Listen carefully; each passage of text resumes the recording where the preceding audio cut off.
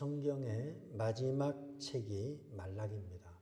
그래서 말라기 성경이 마지막 책이고 말라기 선지자가 외치고 난 이후에 하나님의 말씀이 400년 동안 침묵했습니다.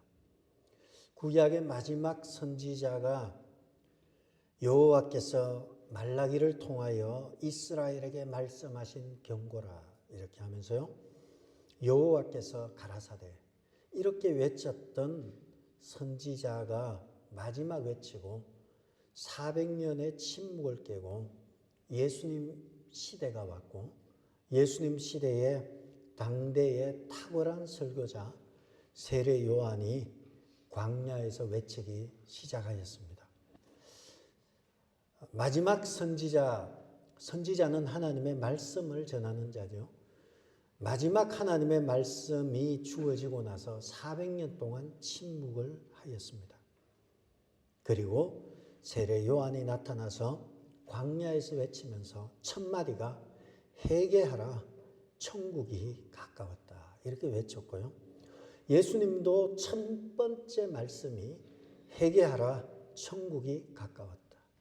세례 요한이 이 설교 내용은 회개하라는 것이었어요. 이걸로 보아서 이스라엘 백성에게 하나님 앞에 회개해야 될 일들이 그 당시에 있었음을 알 수 있습니다.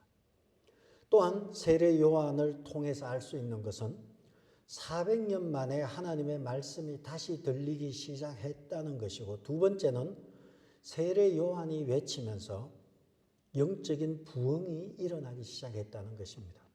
그래서 영적인 부흥이 일어났다는 것은 하나님의 말씀이 선포되기 시작했다는 것을 의미합니다.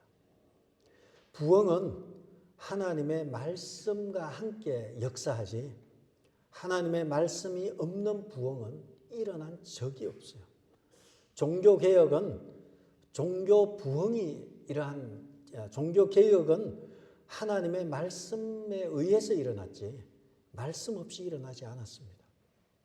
그래서 세례 요한을 통해서 나타난 것은 다시 400년 만에 말씀이 들리기 시작하였다는 것이고 다시 부흥이 일어나기 시작하였다는 것이 세례 요한이 등장한 특징이 되는 것입니다. 다시 조금 더 설명을 드리자면 구약의 마지막 성경인 말라기 이후로 이스라엘 백성은 한 번도 하나님이 여호와께서 가라사대 하나님이 말씀하시기를 이런 말을 들어본 적이 없어요. 400년 동안 누구도 여호와께서 말씀하셨다. 회개하라 천국이 가까웠다. 여호와께서 경고하셨다. 이런 얘기가 없는 거예요. 그런데도 신앙생활하는데 아무런 문제가 없었던 것이고요. 바리새인들과 서기관들은 여전히 말씀을 쓰고 암송하고 하였던 것입니다. 그러다 보니까 400년 동안 하나님의 말씀이 선포되기보다 400년 동안 사람들의 꿈 이야기, 자신들의 이야기만 했지 생생한 하나님의 말씀이 전거되지 않았던 때가 이 400년 기간이었어요. 오늘날은 어떤가요? 이건 오늘날이 꼭 그렇다는 건 아니에요. 오늘날 하나님의 말씀이 선포되고 있는가 돌아볼 필요가 있다는 거죠. 1981년에 돌아가신 분인데 20세기 최고의 강해 설교자라 불리는 로이드 존스가 한 이야기예요. 오늘 아침에 보니까 한국의 신학교 교수가 이걸 올렸기 때문에 너무 좋은 말이어서 제가 아침에 빨리 인용을 했습니다. 한번 들어보시기 바랍니다. 40년 전에 죽었던 로이드 존스의 말이에요. 나에게 필요했던 것은 내 길을 깨우쳐주고 내 영적인 공공함을 보게 해주고 회개에 이르게 하고 중생에 관해 무언가 말해주는 그런 설교가 필요하다. 그러나 나는 그런 설교를 들어보지 못했다. 로이드 존스의 얘기예요. 세계적인 20세기 최고의 강해 설교자인데 그는 오늘날 우리가 듣는 설교는 마치 종교적인 교훈을 하는 설교지 누구도 내 죄를 깨우쳐주고 내 죄가 잘못됐다는 것 그리고 내가 얼마나 공공하다는 것 내가 얼마나 불쌍하다는 것 내가 하나님 앞에 얼마나 불쌍하다는 걸 얘기해 주지 않고 그리고 나로 하여금 회개에 이르게 하고 다시 거듭나는 것에 대해서 말해주는 설교를 들어본 적이 없다. 너무 서글픈 거예요. 왜냐하면 이분은 20세기 최고의 강의 설교자지만 오늘날 분위기, 이 40년 전 분위기가 그렇다는 거예요. 오늘날은 어떻습니까? 별반 다르지 않다고 봐요.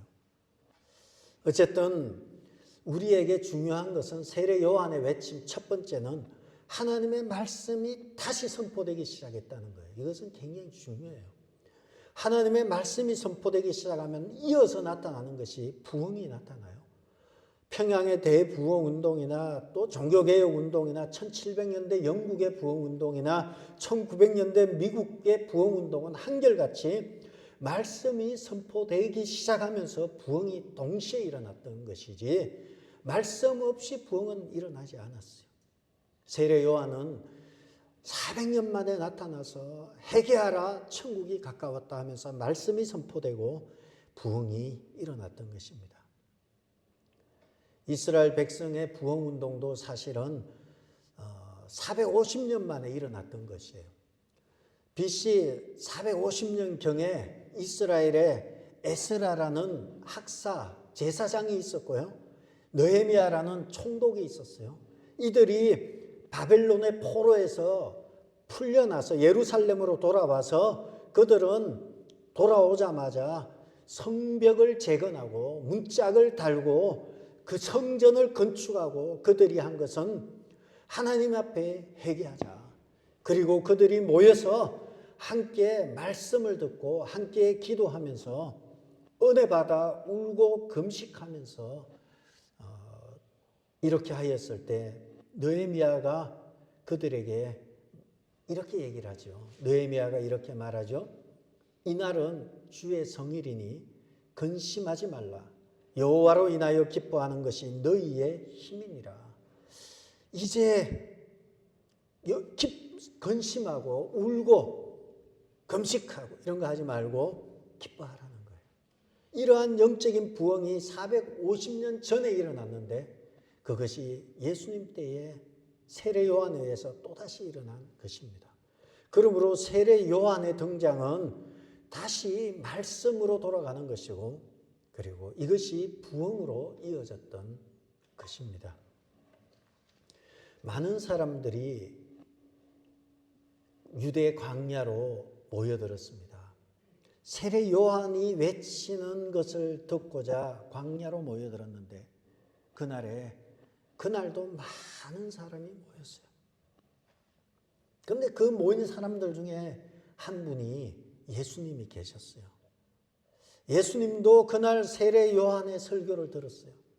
회개하라, 천국이 가까웠다. 그 설교를 들으셨고 그 다음날 예수님이 설교를 들으러 또 그 자리에 오셨어요. 그러자 세례 요한이 예수님을 보고서 하는 말이 세상 죄를 지고 가는 하나님의 어린 양이로다. 큰 소리로 예수님을 향해서 외쳤던 것입니다. 모든 사람들이 예수님을 바라봤지만 예수님은 너무나 평범했어요. 그는 잘생기지도 못했고요. 그는 좀 연한 순가 같고 보기에도 별 볼 일 없었어요. 이사야서 53장에 있는 대로 예수님의 모습은 그렇게 잘생긴 것이 아니었어요.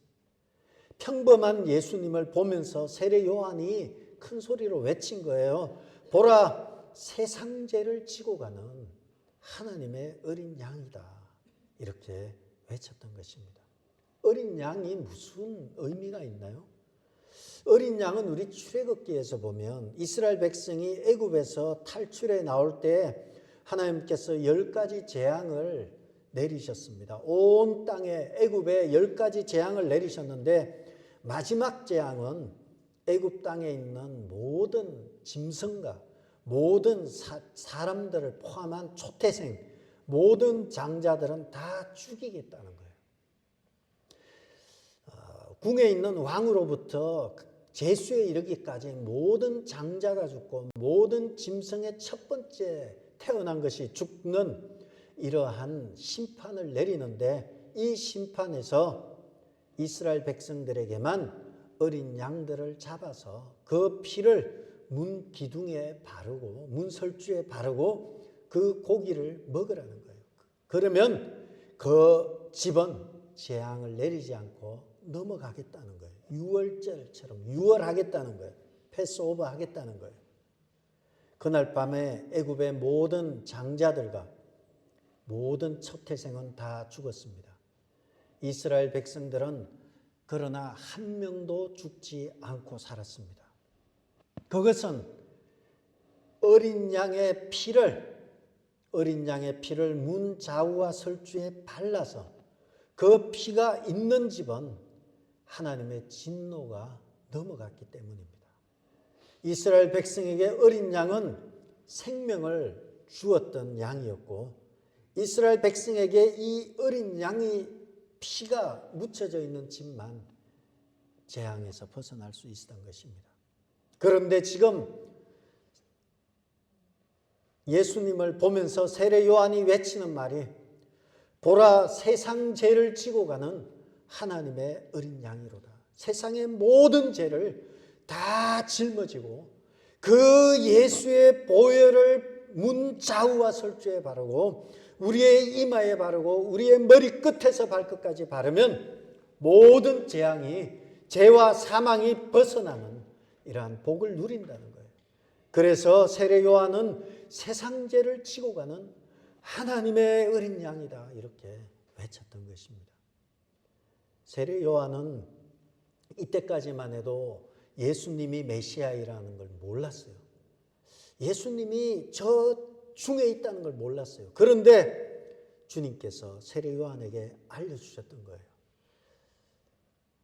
성령이 비둘기같이 임하는 사람을 보거든 그가 메시아다 알려주셨던 것입니다. 그렇다면 세례 요한이 예수님을 바라보면서 세 가지를 느꼈는데요. 첫 번째 30절에 보시면, 내가 전에 말하기를 내 뒤에 오는 사람이 있는데 나보다 앞선 것은 그가 나보다 먼저 계심이라 한 것이 이 사람을 가리킵니다. 그가, 세례 요한이 예수님을 보고서 이제 알았어요. 저분이구나. 저분이 하나님의 양이구나. 저분이 우리 모든 인류의 모든 죄를 다 짊어질 양이고 저 예수의 피만이 우리를 구원하는구나 깨달았던 것입니다. 그리고 그는 말하기를 그가 나보다 먼저 계셨다 이렇게 고백하는 것입니다. 세례 요한이 예수님보다 6개월 빨리 태어났어요. 그런데 세례 요한은 예수님에게 나보다 먼저 계셨다 이렇게 언급함으로 예수님은 영원 전부터 계셨던 하나님임을 알았던 것입니다. 그리고 세례 요한은 나는 그의 신들매를 감당하기도 힘들다. 나는 그의 신발을 들어주는 것도 감당하기 힘들다 말할 정도로 세례 요한은 종들 중에서 주인의 신발을 들어주는 종이 제일 낮은 종이라고 합니다.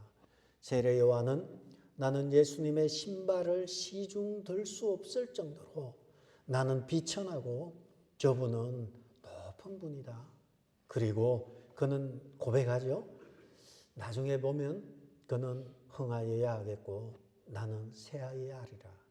그는 높고 높은 분이고 나는 쇠하여야 한다. 고백하였던 것입니다. 세례 요한이 바라본 예수님은 그가 나보다 먼저 계셨다는 것입니다. 그리고 세례 요한은 34절에 보면 두 번째 세례 요한이 본 예수님은 내가 보고 그가 하나님의 아들이심을 증언하였노라. 저분이 하나님의 아들이었구나. 하나님이었구나. 예수님이 이 세상에 오신 것은 하나님의 아들로 오셨고 하나님으로 오셨고 우리에게 새 인생을 주시기 위해서 오셨던 것입니다. 하나님의 아들로 우리에게 오셔서 완전히 우리로 하여금 새로운 피조물로 거듭나게 하기 위해서 오셨던 것입니다. 그래서 주님께서는 말씀하시기를, 바울은 말하기를, 보라, 이전 것은 지나갔으니 이제 새 것이 되었도다. 새로운 피조물이 되었다는 거예요. 하나님의 아들이 이 땅에 오셨다는 거예요. 하나님의 아들이 왔다는 것은 하나님이 왔다는 거예요. 세 번째 세례 요한은 예수님에 대해서 33절에 보면 나도 그를 알지 못하였으나, 세례 요한이 예수님을 알지 못했어요. 그런데 나를 보내어 물로 세례를 베풀라 하신 그이, 나를 보내어 물로 세례를 베풀라 하신 그이가 누굽니까? 하나님이죠. 나를 보내서 네가 세례를 베풀라 하신 그이가 나에게 말씀하시되, 다 같이 읽겠습니다. 성령이 내려서 누구 위에든지 머무는 것을 보거든 그가 곧 성령으로 세례를 베푸는 이인 줄 알라 하셨다. 내가 물로 세례를 베풀라 하신 그이가 내게 말씀하시기를 성령이 누구 위에 머무는 것을 보거든 바로 저자가 성령으로 세례를 베푸는 이인 줄 알라 말씀하신 거예요. 그래서 내가 보고, 34절에 내가 보고 그가 하나님의 아들이심을 증언하였다 고백한 것입니다. 그래서 세례 요한이 본 예수님은 성령으로 세례를 베푸시는 분이구나. 예수님은, 메시아는 우리에게 성령으로 세례를 베푸시는 분이구나. 성령과 불로 세례를 베푸시는 분임을 알았던 것입니다. 그래서 세례 요한은 400년 전에 끊겨졌던 하나님의 말씀을 다시 선포하기 시작하였고 450년 전에 일어났던 부흥을 다시 한번 일으키는 일에 주인공으로 쓰임받습니다. 그러면서도 그는 말합니다. 나는 주인공이 아니라 내 뒤에 진짜 주인공이 오시는데 나는 그의 신발을 들기도 감당하지 못한다. 저분이 성령으로 세례를 베푸는 분이시다. 이렇게 길을 평탄케 하는 일을 감당하기 위해서 세례 요한이 왔던 것입니다. 우리가 이것을 보면서 하나님께서 우리에게 성령을 통해서 하나님을 생각나게 하고 하나님을 말씀을 깨닫게 하는 것은 성령의 일이고, 우리가 하나님의 말씀을 깨닫는다는 것은 위대한 것입니다. 우리가 성경을 이야기하고 하나님을 이야기하는 것은 성령의 전적인 은혜이고 성령께서 깨닫게 하실 때 가능한 것입니다. 세례 요한은 지금 아무것도 몰랐어요. 그런데 하나님께서 물로 세례를 베풀라고 하신 그이가, 하나님께서 성령이 임하는 그의 성령으로 세례를 베푸는 그분을 증거하셨던 것입니다. 그리고 세례 요한은 마침내 29절에 있는 대로 요한이 자기에게 나오심을 보고 이르되 보라, 세상 죄를 지고 가는 하나님의 어린 양이로다. 세상 죄를 지고 가는 하나님의 어린 양을 보았던 것입니다. 이스라엘 백성들이 제일 좋아하는 동물은 어린 양입니다. 어린 양은 한 살도 되기 전에 6월절이 되면 주인을 대신해서 죽임을 당하는 것이 어린 양이에요. 원래 어린 양은 매년 죽어요. 1년도 안 된 어린 양은 매년 죽는데 주인을 위해서 죽어요. 주인을 위해서 어린 양은 매년 죽습니다. 이스라엘 백성들이 양을 그토록 사랑하면서 양이 죽어야 하는 것은 바로 6월절 양으로 그 효과는 1년밖에 가지 않아요. 그래서 6월절에 어린 양의 피를 문설주에 바름으로 인해서 모든 진노가 피해가는 것입니다. 그래서 1년에 한 번씩은 이 어린 양을 잡아야 하는 것입니다. 마치 신장병이 있으신 분은 혈액을 투석하는 거죠. 다시 한번 피를 싹 걸러내는 거죠. 1년에 한 번 어린 양의 피가 싹 흘러내는 거예요. 매년마다. 그런데 이스라엘 백성들은 1년에 한 번씩 어린 양의 피로 자신의 모든 죄를 매년마다 6월절마다 씻어내어야 했습니다. 그렇게 하지 않으면 우리 안에 흐르는 피가 깨끗한 피가 흐르지 않기 때문에 죽은 피라 그러나요? 이렇게 좀 깨끗하지 못한 피가 흐르게 되죠. 항상 좋지 않은 피가 흘러서 우리 안에 건강을 해치게 되죠. 마찬가지로 우리가 그렇게 우리의 피를 깨끗하게 하지 않으면 그 피가 우리의 몸을 다 흘러서 이미 죽은 피로 인해서 우리 안에 혈기와 분노와 살기를 느끼며 살아가는 것입니다. 이스라엘 백성들은 애굽에서 나오면서 끝난 줄 알았어요. 끝난 것이 아니었어요. 몸은 애굽에서 해방되었지만 피는 여전히 분노와 혈기와 살기를 느끼며 살아가는 것이 그들의 피였습니다. 이스라엘 백성들은 가나안 땅에 들어가면 모든 것이 끝난 줄 알았어요. 그런데 가나안 땅에 들어가서도 그들의 피는 여전히 깨끗하지 못해서 혈기와 분노와 살기를 느끼고 그리고 그들은 그렇게 살아갔던 것입니다. 우리가 예수님을 믿는다고 하면서 예수님을 믿는다고 하지만 우리 안의 피는 아직 정결하지 못해서 때로는 혈기도 느끼고 분노도 느끼고 살기를 느낄 때도 있어요. 그래서 우리 피는 늘 깨끗해져야 돼요. 이스라엘 백성들은 남녀노소 없이 1년에 한 번씩 어린 양의 피를 흘려서 그 고기를 먹고 어린 양의 피를 투석해야만 했습니다. 그런데 매년마다 6월절이 되면 그 많은 어린 양들이 예루살렘에서 죽어나갔습니다. 그런데 세례 요한이 이날 놀라운 선언을 한 거예요. 예수님을 보면서 세상 죄를 지고 가는 하나님의 어린 양이다.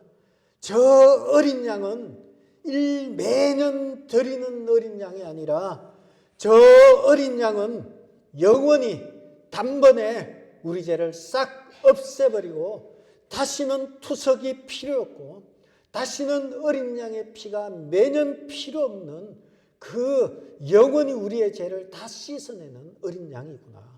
지금 그 얘기를 하고 있는 거예요. 세상의 모든 죄를 지고 가는 하나님의 어린 양을 보라. 누구든지 십자가에 달린 어린 양이신 예수를 믿으면 다시는 투석할 필요가 없습니다. 왜냐하면 그 주님이 죽으심으로 우리의 죄 문제를 다 해결해 버렸기 때문에 그렇습니다. 우리의 문제는 해결되었어요. 우리의 죽음의 문제도 해결되었어요. 우리는 두려워할 필요가 없어요. 단지 우리는 믿음으로 의롭게 되었지만 우리에게는 아직 이 땅에 살아가면서 세상에서 끓고 있는 피가 있어요. 잘못된 것들이 아직 있어요. 그러나 우리는 예수를 믿음으로 하나님의 자녀가 되는 권세를 단번에 받았어요. 그리고 이제 살아가는 것은 쓰러지고 넘어지면서까지도 십자가를 지고 가셨던 예수님처럼 그 예수님을 믿고 나아가면 예수님께서 우리의 죄를 멀리 옮겨버리시는 것입니다. 예수님의 십자가는 청소기와 같아요. 진공 청소기와 같아서 우리의 모든 죄를 다 빨아당겨요. 거기 얼마나 큰지 그 호수가 지구 위에 있어요. 그래서 우리의 모든 죄를 지구에 있는 모든 죄를 다 빨아당겨요. 하나님 앞에 나오고 하나님 앞에 도움을 요청하고 나온다면 큰 진공 청소기가 우주에 있어서 다 빨아당겨요. 우리는 쓰레기가 얼마나 많은지 몰라요. 쓰레기에는 이 악취도 많이 나요. 지옥에 가면 특징이 있어요. 크게 보면요, 지옥은 불로 되어 있다 그래요. 성경의 기록이에요. 성경에 보면 소금을 튀기듯, 불에 소금을 튀기듯 지옥은 아주 뜨겁다 나오고요. 두 번째 지옥의 특징은 악취가 많이 나요. 더러워요.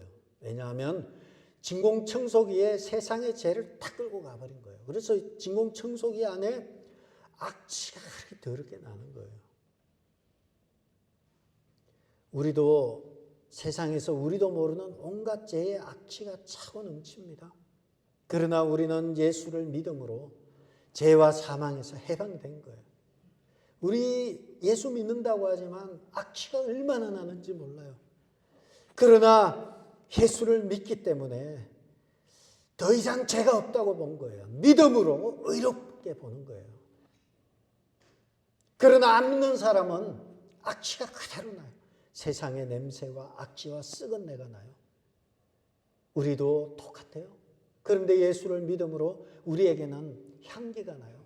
예수를 믿음으로 그리스도의 향기가 우리에게 나는 거예요. 그래서 함께 예배를 드리면 기쁨이 생기고 즐거움이 생기고 향기가 나는 거예요. 옆 사람 냄새 맡아보세요. 향수 뿌렸구나, 그죠? 향기가 막 나는 거예요. 그리스도의 향기가 나는 거예요. 썩은 내가 나지 않아요. 불결하고 더럽고. 예수님의 향기가 납니다. 주님이 우리의 죄를 다 끌고 가시고요. 하나님의 보좌 우편에 이 향기가 우리에게 나는 것입니다. 그래서 세례 요한은 이제 영원한 대제사장 되신 예수님, 그 어린 양이신 영원한 제물이 되신 예수님을 보면서 세상 죄를 지고 가는 하나님의 어린 양이다 외쳤던 것입니다. 그러면서 요한은 이스라엘 백성들에게 두 번째 외치는 메시지는 회개하라, 천국이 가까웠다. 회개하라는 거예요. 무슨 회개를 하나요? 그들은 종교 공동체예요. 이스라엘 백성들은 지금도 마찬가지예요. 그것을 여호와 공동체라고 하고요. 종교 공동체라고도 해요. 여호와 공동체 문 회개할 게 있어요. 그런데 요한은 그들을 향해서 아주 쓴 말을 내뱉어버려요. 독사의 자식들아. 근데 자식이지만 독사의 자식은 아니에요. 독사는 새끼죠. 독사의 새끼들아. 이렇게 막 악담을 하고요. 예수님도 해칠한 무덤이라 그래요. 요한은 유대 사회가 썩었다고 하는 거예요. 유대 사회가 썩었다기보다 유대 종교가 썩었다는 거예요. 그러면서 요한은 독사의 자식들아 이런 말을 통해서 요한이 하고 싶은 얘기는 너희들의 신앙이 너희들의 정체가 뭐냐라는 거예요. 너희들이 크리스찬이냐는 거예요. 너희들이 여호와를 섬기냐라는 거예요.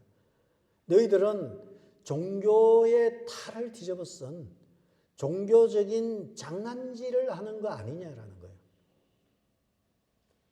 너희들은 종교 생활을 하는 거 아니라는 거예요. 우리가 진리를 가진 기독교 신앙인이 아니라 너희는 종교생활 썬데이 크리스천이 아니냐라는 거예요. 너희가 이때까지 금식도 하고 다 했지만 그 다 위선이라는 거예요. 종교 노름이라는 거죠. 종교생활. 감투 좋아하고 돈 챙기고 먹고 쓰고 대접이나 받으려 하고 종교 지도자들에 대한 요한의 외침이에요. 요한은 낙태털 옷을 입고 밖에서 아주 거친 음식을 먹으면서 살아가고 있는데 바리새인들과 서기관들은 감투 좋아하고 먹고 마시고 대접받고 대우받고 너희들 종교적인 장난질하는 거 아니야라는 거예요. 세례 요한이 오늘날 우리에게도 동일하게 말한다면 도대체 너희들은 누구냐라는 거예요. 도대체 너희들은 뭘 믿냐라는 거예요. 회개하라는 거예요. 이 말 속에 회개하라 천국이 가까웠다 이 말 속에는 회개하라는 거예요. 이 말은 회개할 게 있다는 거예요. 왜 안 하냐는 거예요. 지금 너희들이 바로 가고 있냐라는 거예요. 지금 심각하다는 거예요. 상황이 심각하다는 거예요. 오늘날 미국과 한국의 교회를 향해서도 주님께서 외치는 말씀이 동일한 말씀이 아닌가 싶어요. 회개하라. 천국이 가까웠다. 회개하라. 우리 뭘 회개해야 되나요? 우리가 뭘 크게 잘못한 게 있나요? 우리 잘못한 게 너무 많은 것 같아요. 모든 걸 다 성경적으로 잘 안 봐요. 다 그냥 친한 게 좋은 거고, 좋은 게 좋은 거고, 편한 게 좋은 거고, 지역에 따라서 막 그냥 편을 가르고. 세례 요한의 외침. 회개하는 척하고 눈물 흘리는 척 하지 말라는 거예요. 너 정체가 뭐냐라는 거예요. 너 도대체 누구냐라는 거예요. 오늘날 이 시대를 보면 세례 요한이 동일하게 말하는 거예요. 오늘 우리도 보면 너가 하나님의 자녀인지 세상의 자녀인지 내가 참 혼돈스럽다 말씀하시는 거예요. 교회도 그래요. 교회도 우리가 오늘 로이드 존스가 말한 대로 내 죄를 깨닫게 하고 나의 공궁함을 깨닫게 하며 나로 하여금 회개케 하고 중생의 길을 보여주는 설교를 들어야 되는데 오늘날 그런 것보다는 기복 신앙이라 하죠. 듣기 좋은 말들 하고 잘못하면 또 시험 드니까 안 하고 이러고 교회 안에도 정파에 따라서 관심이 다 다르죠. 사람들의 관심은 내 죄가 뭐고 내가 하나님 앞에 어떤 불쌍히 여김을 받고 내가 어떤 은혜를 받아야 되는가 문제보다는 밥 먹을 때 모이면 정치 얘기하고 얘기하고 오늘 이 시대를 보면 교회도 세상의 정치와 경제와 이런 정의 이런 얘기만 하고 정작 나는 누구인가? 나는 지금 왜 여기 와 있고 나는 오늘 왜 지금 여기 있지? 이런 얘기 잘 안 하지 않습니까? 그래서 우리 교회는 참 감사해요. 말씀 성경 통독반이 있어서 성경을 통독하시고 새벽이 있고 주일이 있고 그러다 보니까 자꾸 말씀을 읽게 되고 말씀을 읽다 보면 내 속이 뜨거워지고 훈훈해지고 말씀에 믿어지기 시작하는 거예요. 우리가 적당히 믿으면 죽도 밥도 안 되고 망하는 것입니다. 교회의 관심은 사회 정의가 어떻고 정치가 어떻고 뭐 이런 것들은 아니에요. 동성애가 어떻고 이런 거 다 당연히 나쁜 건 아니에요. 필요해요. 그러나 무엇보다도 우리는 중요하게 여겨야 될 것은 사회 정의, 정치, 그리고 문화, 동성애 그거 다 좋아요. 세례 요한의 질문으로 들어가면 그런데 너는 뭐냐? 도대체 넌 누구냐? 너는 누구냐라는 거예요. 그거 해결해야 돼요. 죽을 때 돼가지고 자기가 누군지 모르고 계속 정치 얘기만 하다가 그만 가는 거 불쌍한 거예요. 특별히 한국 사회에 막 암이 걸려가지고요. 그런데도 방송에 출연해서 뭐가 어떠고 그랬는데 나중에 보니까 암으로 돌아가셨대요. 자기 자신을 돌아보는 게 필요해요. 그것이 나쁘다는 것 아니에요. 도대체 나는 누군가? 세례 요한의 물음 앞에 서야 돼요. 너는 누구냐? 도대체 너는 누구냐? 네가 사회 정의와 정치와 다른 사회적인 이슈보단 그것이 너보다 더 중요하냐? 이 질문 앞에 서야 한다는 거죠.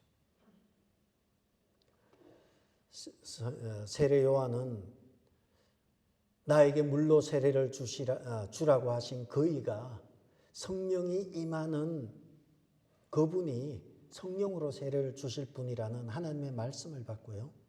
그리고 더 이상 저분이라면 내가 매년마다 6월절 어린 양을 안 잡아도 되겠구나. 투석하지 않아도 되겠구나.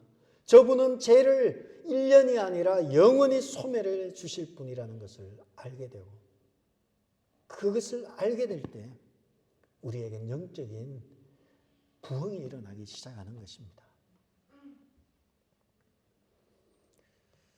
결론입니다. 오늘 우리에게 필요한 것이 무엇입니까?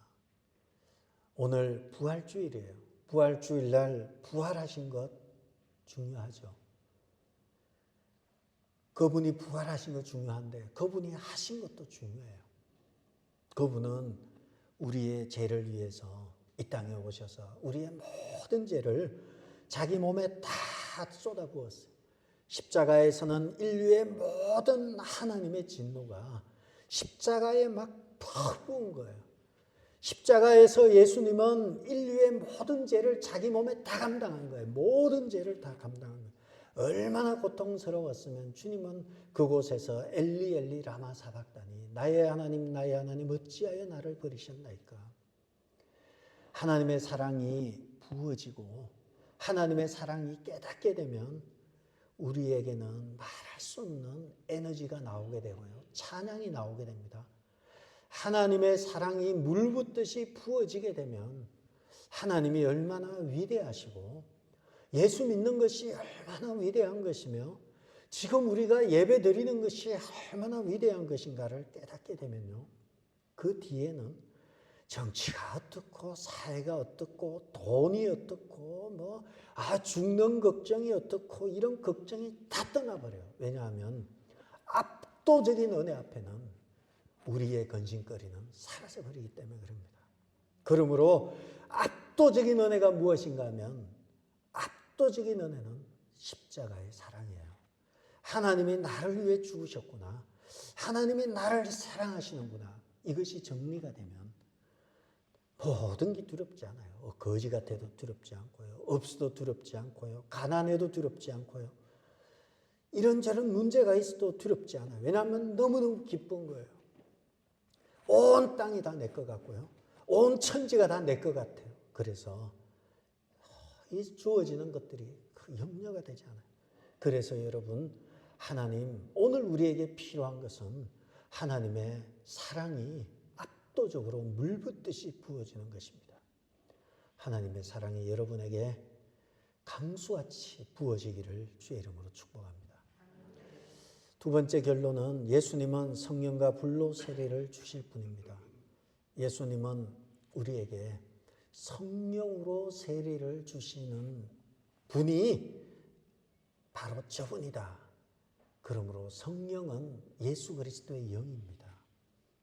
예수님은 성령과 불로 세례를 주십니다. 성령이 충만하면 기적이 일어나고요. 성령이 충만하면 당연히 부흥이 일어나요. 사도행전에 말씀이 흥황하여지면서 부흥이 일어나고요.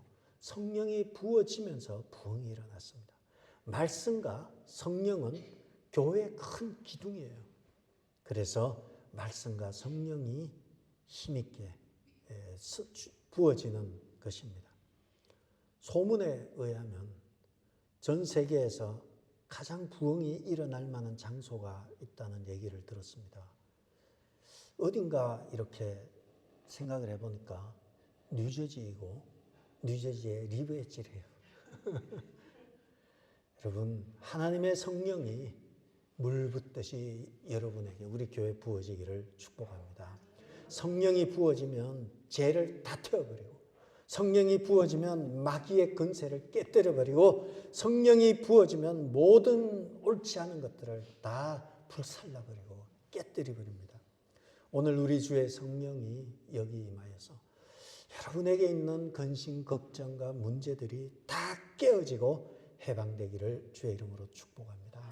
기도 외에는 이런 이유가 나갈 수 없다 말씀하셨습니다. 하나님 앞에 말씀과 기도로 나아와서 매달려서 여러분에게 하나님의 영이 물 붓듯이 부어져서 정말 마지막 때에 말씀이 말씀되고 교회가 교회되는 귀한 교회가 되기를 축복합니다.